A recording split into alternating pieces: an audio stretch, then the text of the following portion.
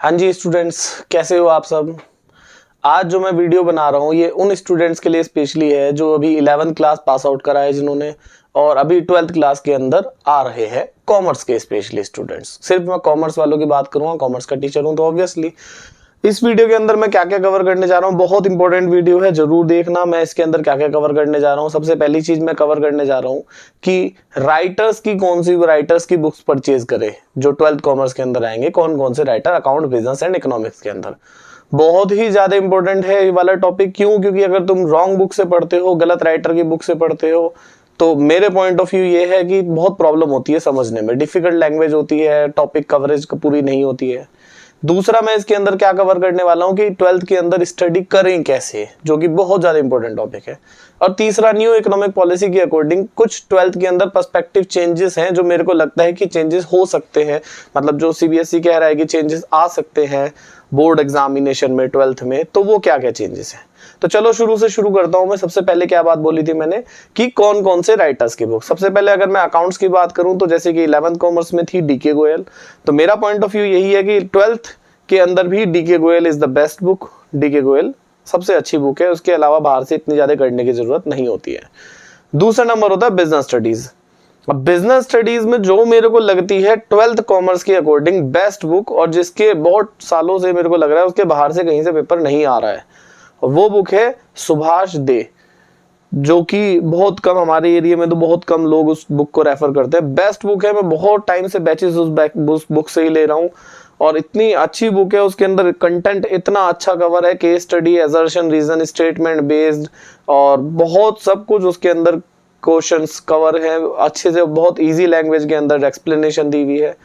ठीक है, तो मैं सुभाष दे की बुक रेफर करूंगा। तीसरी बुक होगी हमारी इकोनॉमिक्स। इकोनॉमिक्स में दो पार्ट में है, मैं दोनों पार्ट में अलग अलग बुक रेफर करता हूँ। मैक्रो इकोनॉमिक्स में संदीप गर्ग बेस्ट बुक है, संदीप गर्ग से बढ़िया मेरे को नहीं लगती।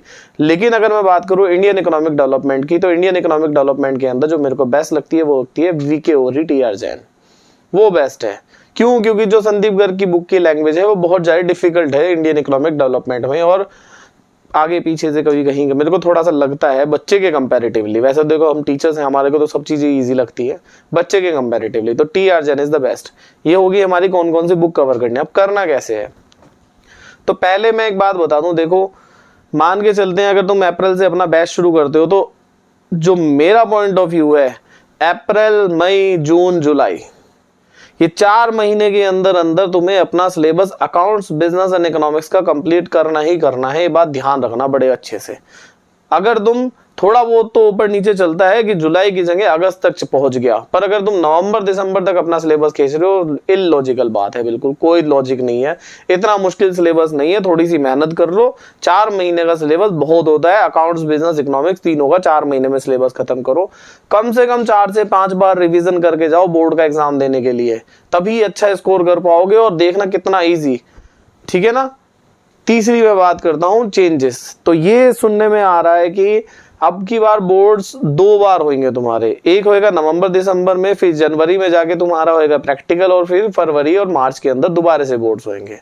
दोनों में से जो नवंबर दिसंबर में बोर्ड्स होगा और जो जनवरी, फरवरी और मार्च में बोर्ड्स होंगे, दोनों में जिसके हाईएस्ट होंगे वो वाले मार्क्स कंसिडर कर लिए जाएंगे तुम्हारे। जैसे सपोज करो अकाउंटेंसी में नवंबर दिसंबर में तुमने 80 मार्क्स स्कोर, 80 में से, मतलब 80 में से ही लेते हैं, चलो 80 में से तुमने सपोज करो 60 स्कोर करे हैं, और जो फरवरी मार्च वाला है उसमें तुमने 80 में से स्कोर करे हैं 71 सपोज, तो तुम्हारे दोनों में हायर हो गए 71, तो 71 ही तुम्हें अलॉट होंगे marks.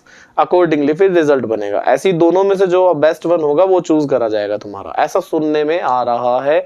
I am not damn sure about this. तो ये कुछ पॉइंट ऑफ व्यू थे, तो मैं बेस्ट यही कहूंगा 1 अप्रैल से अपना पूरी शिद्दत के साथ मेहनत में लग जाओ। कुछ बैचेस मैं जल्दी शुरू कर रहा हूँ कुछ एरिया में, एक, ठीक है, तो वो बाद की बात है। मैं वीडियोस कंटिन्यूसली अपना अपलोड करता ही रहूंगा। अकाउंटेंसी की, सिर्फ बिजनेस और इकोनॉमिक्स की मैं वीडियो अपलोड करने का टाइम नहीं मिलता है। ठीक है, तो आज मेरे को इतनी बात करनी थी आप सभी से। Okay, thank you, bye bye, Tata.